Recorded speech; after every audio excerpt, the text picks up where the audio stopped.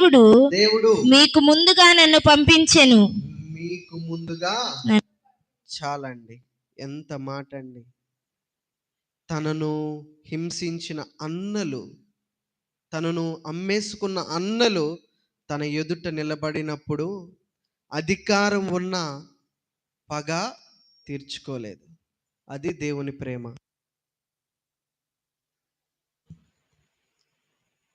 తనను హింసించుకున్న అన్నలు, తనను బాధించి ఎంతగానో పగతో తనని అమ్మేసిన అన్నలు తన ఎదుట నిలబడినప్పుడు అధికారములో యోసేపు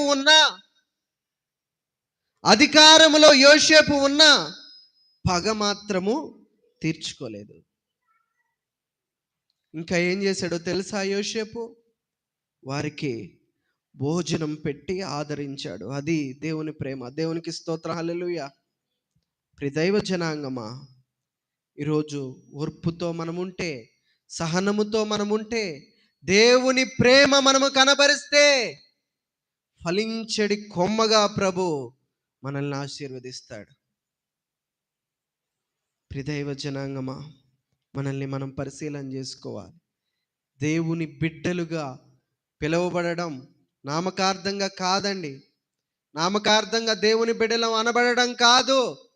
దేవుని బిడ్డలం అనేసి ఆత్మలో, దేవుని ఆత్మ మనలో ఉండి అది నిరూపించబడాలి.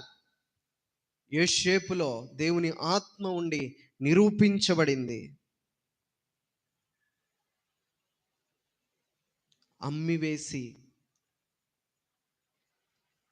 ఎంతగానో శ్రమలు పెట్టిన అన్నలకే అన్నం పెట్టాడు, వారికి భోజనం పెట్టి ఆదరించాడు. ఆ రీతిగా మనల్ని ఎంతగానో శత్రువులుగా చూస్తున్న వారికి కూడా మనము ప్రేమను పంచాలి. ప్రేమతో మనము వారిని ఆదరించాలి అని దేవుని యొక్క వాక్యము తెలియపరుస్తూ ఉంది. దేవుని బిడ్డగా యోసేపు నమ్మకంగా ఉన్నందుకు దేవుడు అతన్ని ఐగుప్తు దేశానికే ప్రధానిగా చేశాడు. ప్రియదైవ జనాంగమా, మనం ఆశీర్వాదాల కోసం దేవుణ్ణి వెతుకుతున్నామా, లేకపోతే ఆయన బిడ్డలుగా ఆయన పోలికలలోకి మారుతున్నామా అనేది మనము గమనించుకోవాలి.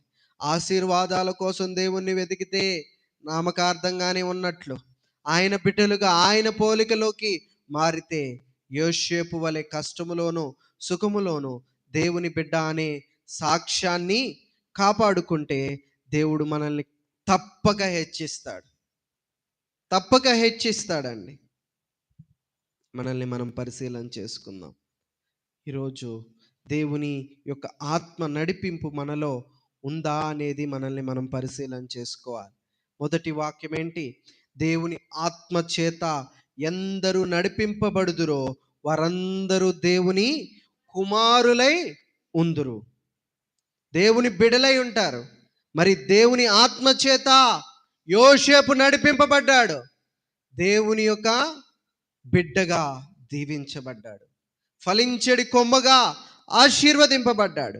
ఈరోజు దేవుని ఆత్మ మనలో ఉందో లేదో పరిశీలన చేసుకోవాలి. నామకార్థంగా దేవుని బిడ్డలం అనబడడం కాదు. నామకార్థముగా ఫలానా సంఘములో ఫలానా కొన్ని సంవత్సరాల నుంచి నేను ఉన్నాను అని అనబడడం కాదు. దేవుని యొక్క ఆత్మ మనలో ఉందా? దేవుని యొక్క ఆత్మ మనలో ఎప్పటి నుంచి ఉంటుంది అనేది మనల్ని మనం పరిశీలన చేసుకోవాలి. దేవుని ఆత్మ లేకపోతే, ప్రభువా నీ ఆజ్ఞలలో నేను నడవలేదు, అందుకే నీ ఆత్మ నాలో లేదేమో, నీ యొక్క ప్రవర్తన, నీ యొక్క వాక్యానుసారమైన ప్రవర్తన నాలో లేదు, మాటకి లోబడే విధేయత నాలో లేదు, పరిశుద్ధత లేదు, క్షమించే గుణము లేదు. ఈ రాత్రికాల సమయంలో వీటన్నిటిని నేను అలవర్చుకుంటాను, నీ బిడ్డగా ఉంటాను, నీ ఆత్మని నాలో నింపు, యోసేపు వలె ఫలించడి కొమ్మగా నన్ను దీవించు అనేసి మనము ప్రార్థన చేసుకుందాం. ప్రభు కొద్ది మాటలు మన యొక్క వినికిడిలో ఫలింపచేయునుగాక. ఆమేన్. పరిశుద్ధుడా, ప్రేమ నమ్మకము కలిగిన మహా గొప్ప దేవ, నీ ఘనమైన నామమునకి లెక్కలేని వందనములు స్తోత్రం.